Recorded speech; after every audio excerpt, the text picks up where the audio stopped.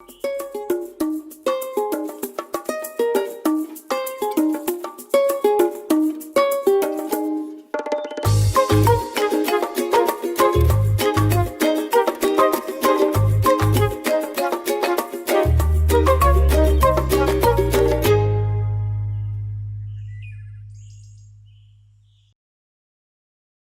morning, DBS family. My name is Alison Monrose, and unfortunately, we are a little bit under the umbrella this morning. And I'm not too sure where Mona Lisa is, but Wait. Sorry, I'm late. I forgot my umbrella home. Mona Lisa, I hope you know you cannot be doing that in the rainy season. You know there's 4 systems out in the Atlantic? Girl, I know there is Hurricane Earl, which is in the path of Bermuda. Hurricane Danielle, which is somewhere out in the Atlantic, and 2 other systems that are being monitored. Well, I sure hope Kendall stays dry. Good morning. With the help of Prime Minister and Castries East MP Philip Pierre, 2 Castries East primary schools are both one step closer to establishing fully functioning smart classrooms. On September 6th, the Prime Minister personally delivered the state-of-the-art digital equipment to the students and principals of the Bishop Charles Gachet Primary School and the Bocage Combined School. And the government wants to give each one of you a computer by the time you reach Form 5. Because yes, what? Who said what? What? Yeah. Are you surprised? Yeah? Each one of you will have a laptop before you leave school. Every one of you and every teacher. Because you have to use that for the future. Because when you're on your laptop, you can work with children anywhere. China, Vietnam, you have exposure to the entire world when you have a laptop. When you have a computer, you have exposure to the entire world. And that is why the government is trying to give each one of you a laptop. And today what I came here to do is to bring you a television, because I know you're developing what is called a smart classroom. These classrooms will ensure a more diverse, interactive and inclusive education for students and facilitate recorded classes where students will be able to go over lessons and re-engage content, thereby reinforcing concepts. Registrar of the Caribbean Examinations Council, CXC, Dr. Wayne Wesley, is concerned that too many students are leaving school without certificates. He was speaking at Monday's official announcement of the 2022 CXC results here in St. Lucia. Regardless of the grade you receive, it is only a moment in time, and it does not define your final destiny. Whatever you achieve now, it is preparing you for greater things to come. This initiation is igniting within you a passion for greatness, one that you will only achieve with constant dedication and commitment to your purpose in life. Wesley shared CXC's plans to tackle the issue of students leaving school without certification. He says the Citizenship and Technical Education Certificate, or CTEC, which is currently being piloted in Montserrat, Jamaica and Guyana, will be the main tool being employed by CXC. Some local drivers aren't happy that a dip in oil prices on the world market are not being reflected, or rather is not being reflected in the prices at fuel station pumps here. Well, it's definitely too high for us now because, the economy, everybody's suffering now. So I think it should go down. Yeah, in St. Lucia also. The next petroleum product price adjustment is on Monday, September 26. Over 200 parents received the support from the Office of the Member of Parliament for Soufrière, Emma Hippolyte, to cover back-to-school expenses. The checks were distributed on the 24th and 25th of August. And that support was to infant, primary, secondary. So persons with 1 child got $300. Persons with 2 children got 5. Persons with 3 got 9, depending. Persons going to secondary school, so our highest award was $1,000. And we reached out to 250 of those students to assist the parents in ensuring that they are ready to go to school at next week when school is open. Hippolyte has pledged that more assistance is on the way. Those are your top stories. Thanks for watching. Good morning. Thank you, Kendall. We'll be right back.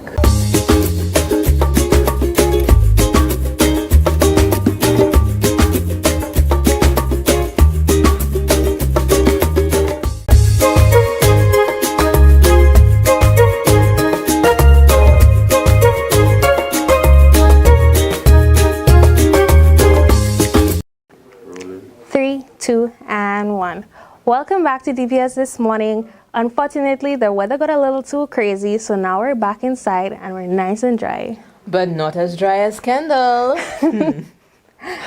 Anyways, at the end of this week, we are observing two, not one, but two special days, namely Caribbean Wellness Day, which is on Friday, the 9th of September, and Suicidal Prevention Day, which is on Saturday, the 10th of September. And I know a lot of Caribbean people have or suffer with a lot of health conditions as well as suicide thoughts. Absolutely, Ali. In fact, recently I spoke to someone who was going through such battles. His mission is to help people through his story. Wow. So here is Hippolytus Isenbert in his own words. Good morning, DBS family. We have here a very special guest by the name of Hippolytus Isenbert. Hippolytus has been through a very dark journey of alcoholism and he has recovered and would love to share his story with us today. So Hippolytus, how are you doing today? I'm all right, thanks. Very nice. So tell me, how did you start this dark journey of alcoholism? Well, my alcoholism journey started like, a normal thing like everybody, like should being a social drinker. But over time, it escalated because of loss. Because of loss I suffered in my life, and it kind of fueled it a little bit more. Okay. What age did you start? Well, I started at a very early age because alcohol was something, that was a normal thing in my household, and it was you thought it was like, it was okay to have a drink. Even when I was going to secondary school, we used to drink, and when you got drunk, my mother would laugh, my father would laugh, so it was like an everyday thing to everybody. My mother used to drink, my father used to drink, so I thought it was okay to drink until it became my enemy. Did your friends drink as well? Yeah, well, most of my friends, the friends I had at the time, they drank. But, those I have now don't. That's a good thing. So when did you really discover that it was taking a toll on your life? What happened?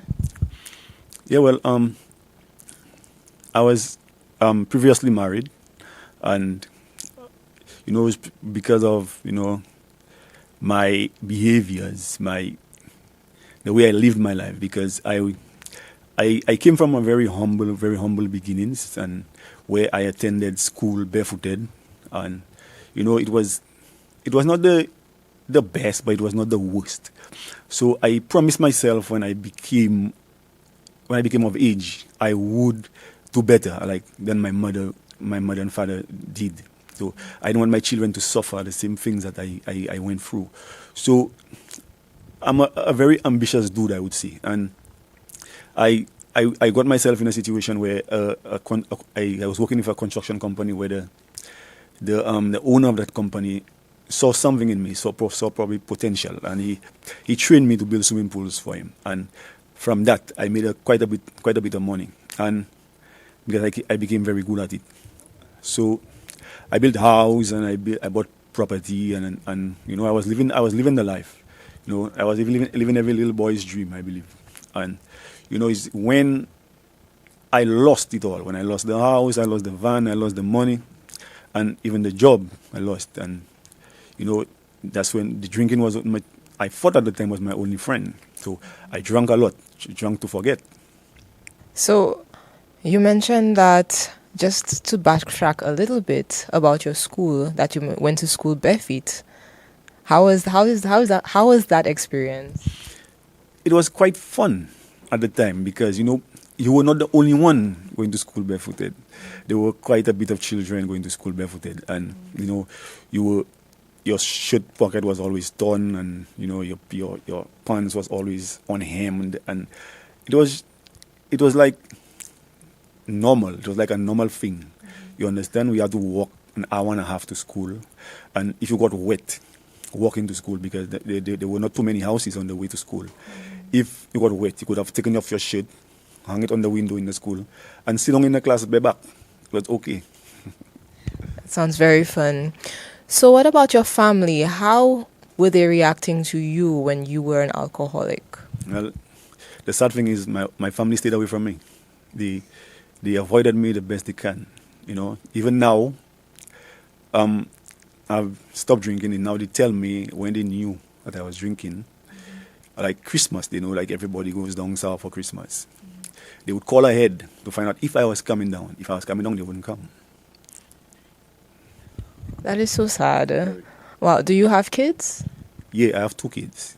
I have a daughter and a son, and my wife now has a son, so that's 3. One by marriage and 2 biological. Okay, and how are they reacting to you now that you are recovering alcoholic? Well, my relationship with my children has changed. With my wife, it has changed. You know, my wife cannot have enough of me now. My children cannot have enough of me. You know, it's like magic. Like one day everybody's trying to run away from you, and another time people cannot have enough of you. So that gives me great joy, you know, to keep going. You understand? Yeah. So that every time, you know, I look forward to seeing my children. I look forward to when I knock off work. There's nowhere else I would rather go but straight home. You understand? Because fellas ask me, why are you so much in a hurry? Because I know what's there. I know what's waiting for me. That's so sweet. And where do you work? I work construction. I have my own little construction company, which I lost previously during my alcoholic days. And so I'm just trying to grow back, trying to put everything back into place. But it's taking a little time, which I'm not too concerned about, you know. So, but everything is working, coming back together, slowly but surely. And I have God to thank for that every day.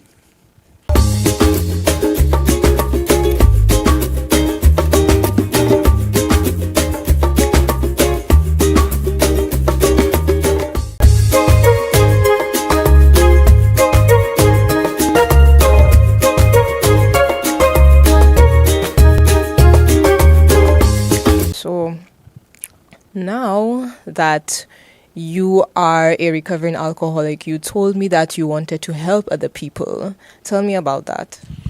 Well, this has been my desire from the time I left rehab. You understand? When I understood what I was going through, what was happening to me.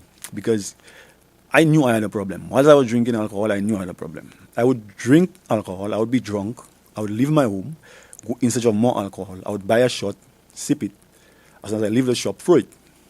And I would want another shot and repeat the same thing over and over. I would throw alcohol in the sink and I would want it. So I would go and buy again. You know, so I just knew something was off, but I did not know what. So when I went up to rehab and check myself in, they told me I couldn't come in by myself. I had to bring somebody with me. Somebody has to know that I'm there. So I told my wife that and we went. So whilst I was up there, I thought it was over for me because of the stigma attached to the place. You know, being outside, a lot of people see that, you know, they drain your blood and all kind of nonsense like that. But that's not true. You understand? So it's just a place where you go to be away from the alcohol. It's a place where you go to learn what is actually happening to you if you're really interested. Because whilst I was there with a few guys and they were not interested. One has already passed because he went back to the alcohol, and you know most of them has gone back to doing whatever they were doing. And I was the only one in the 6 of us that was there at the time that stayed. And I spent less time. I spent 2 weeks. They spent 6 because I educated myself as to what was happening to me. So I knew, really by reading the Alcoholics Anonymous book, I understood that from what was written in the book, that it's an allergy in the brain of the alcoholic which triggers the drinking. Because whenever you take the first drink, it triggers the allergy, and then you cannot stop drinking. So that is what happens to the alcoholic, you know. And a lot of people call me names. People call me names. They'll call you. They say you're greedy for alcohol. You're a cochon, you're a shame, whatever they'll call you, whatever names they'll call you.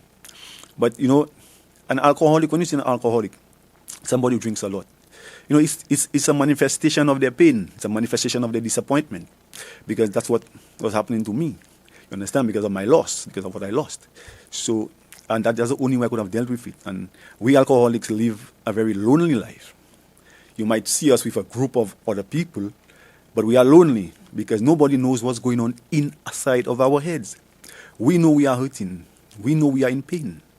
But we will not talk to anybody about it. We just drink and try to forget temporarily, because that's what alcohol does. It helps you forget temporarily. And as soon as the effects of the alcohol wear out, you need it again until it starts to kill you, until it becomes a problem, starts to affect you personally. My hands start shaking. Now, when your hands start to shake, what you need is another drink. And it stops immediately because your nerves are starting to go. And you're starting to hear things. You're starting to hear people call you. And nobody called you. You might feel things walking on your skin. There's nothing there.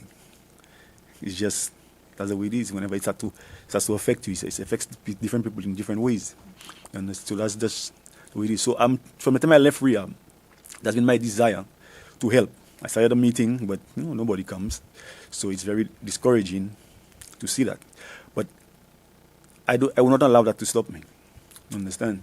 So the day when I met you, and it's not customary that I stop for females, because of what's going on, what's happening. But something that made me to pick you up. So I did, and we started talking. And I believe it was just God that asked me to pick you up, and today that's why I'm here. So if I didn't do that, I wouldn't be here sitting. So I want to help people. I want people to understand what an alcoholic is going through.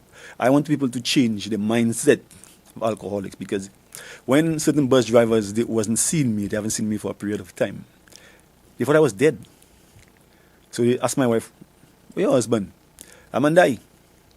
She said, "No, he stopped drinking." You understand?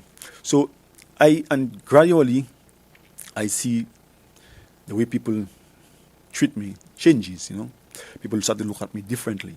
Now, I would sit in town and I would monitor certain things and see how people treat alcoholics, active alcoholics, and it's not good, and I don't like it.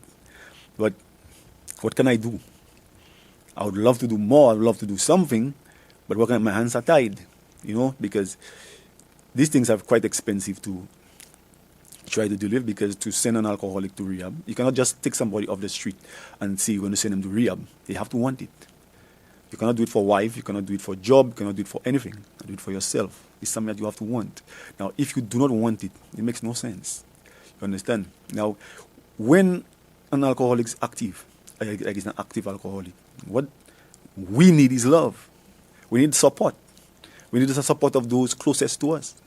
But it's the people closest to us that pushes us away, that rejects us. You understand? Like my family did me. So it's not something that, that's why you find some people never stop. They would die drinking. And even if you go to rehab, it's not just the alcohol that you have to get rid of. That's what I thought. I thought it was just the alcohol. It wasn't just the alcohol. I had the pain, the unforgiveness within me that I had to deal with, because that's what the program is for. There was a 12-step program where you have to, I think step 4, step 5 has to do with where you deal with, where you speak about your hurts, your pain, your disappointments. And step 8, you have to identify where you have to go and make amends to people that you have hurt or people who have hurt you. And that's the most difficult part of it, where some people, they don't want to do it because of pride. You understand? But if any alcoholic wants to get better, it has to be done. And it is very important, and that you are honest about it. You understand? So. Okay, so you mentioned that you want to help people, but people are not coming. So where can they meet you now? Where do you do your helping? Where is the facility that they can reach you? Well, I don't currently have any facility. Anybody I try to help is from my home.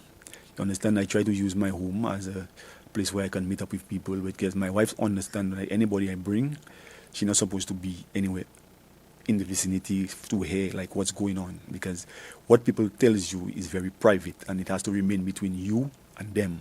It cannot come out, because if somebody is going to tell you something in confidence, not even my wife I can tell. You understand? So my wife understands that, and I'm willing to give my time, because I know what an alcoholic goes through. And I know the life an alcoholic can live after his active alcoholism, because I'm living the life. It may not be the easiest thing to do. Living the life after you've been drinking is not be the easiest, because you have created a lot of damage. You've made a mess that you have to clean up. The first thing I had to do was deal with Lucilla cutting my current. Now, I started blaming my wife. I said if she was home, she could have seen Lucilla cut the current, and then she could have called me and I wish I'd work out something. But my voice told me, no blame nobody. It's your fault. If you were paying your bills instead of drinking the money, Lucilla couldn't cut your current. And I said, the positive out of it is when you pay that bill, it's one bill you clear. You understand? So that's the positive out of it. So rather than looking at the negative, try to get the positive out of the negative. And that's why I try to live my life that way up till now.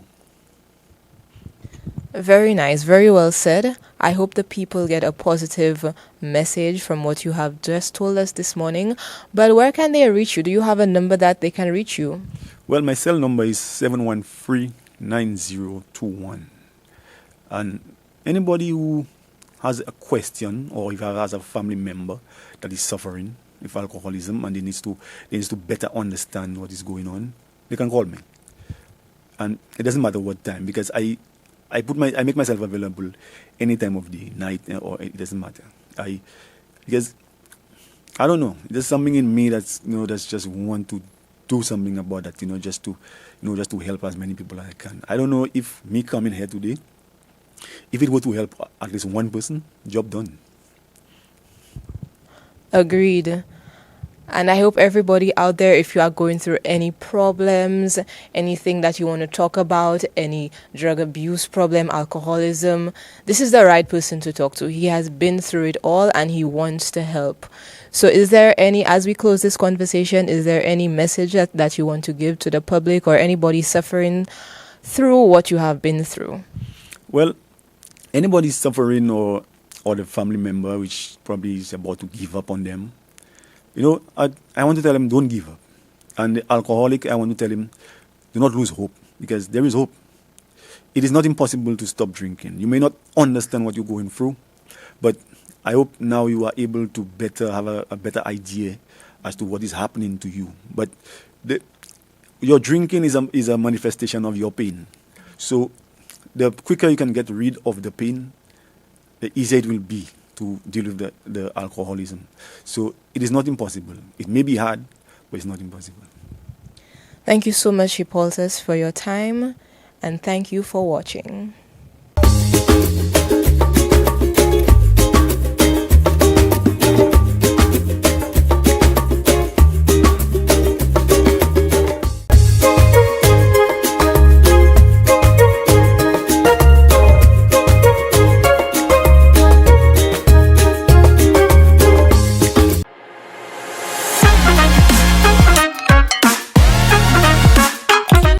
My beautiful people, my name is Alison Monroe and welcome to another episode of Ali's Corner. Today, I know it's been very hot recently, so I decided to bring the heat with this craft. If you are below the age of 18, please note that this craft will require some parental guidance towards the end. Right, so let's get right into it. You will need glue or double-sided tape, a pair of scissors, crayons, a printed out image, or you can make your own cutting out paper, a canvas, a heat gun. If you don't have a heat gun, you can use a hairdryer or a lighter. Let's get started. So we're going to start by cutting out our printout. If you don't have a printout, you can draw out your design on paper and cut it out the same way. So I decided to go with none other than Mickey Mouse. Be very careful when cutting out your design.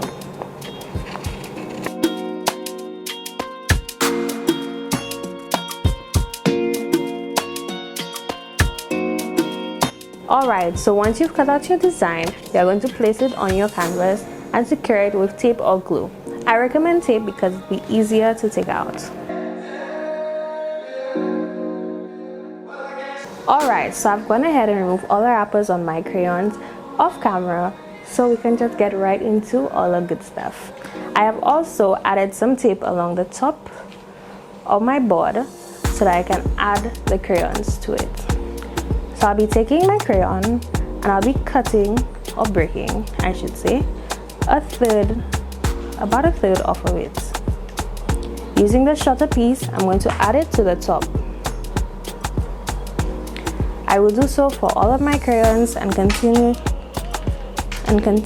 adding different shapes, different sizes, in different colors until I filled up the whole top of the board.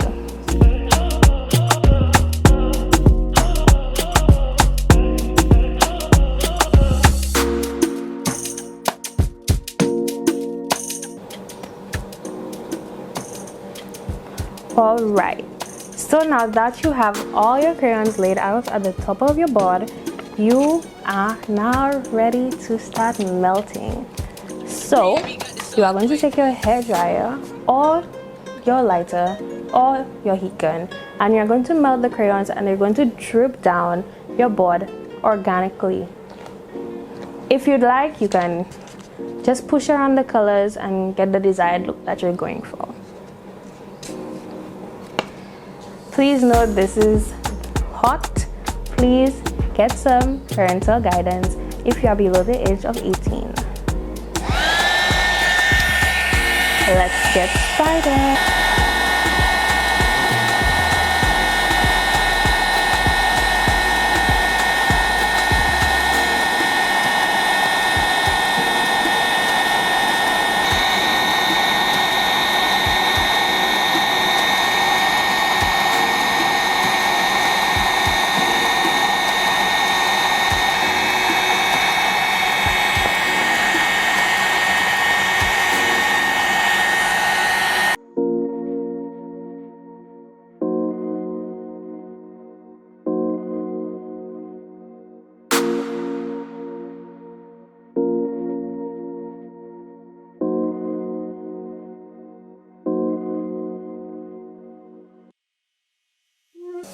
Alright, so once you are satisfied with your melting, you can go ahead and remove your design. It might be a little difficult seeing at the wax, so what you can do is melt around it one more time and then lift it up. But be sure to be very, very careful. So unfortunately, the wax sits under my design, but no need to worry. I am going to just, as Bob Ross said, there's no such thing as mistakes, just happy accidents. So I'm going to add more wax using my crayon and outline the interior so that you will be able to see my design more clearly. I went ahead and I fixed it. So now that I have completed my little art piece, the same, I hope you have fun doing it, and if you do try this out, please send me your results at 723-3333. And thank you so much for joining me this morning. Bye. Alrighty, so we hope you have a great day, and as we close the show, we would like to inform you that today is World Literacy Day, and the theme for this year is transforming literacy learning spaces. Remember to read a book and write a poem. Yep. You never stop learning. Learning is all around us. Bye.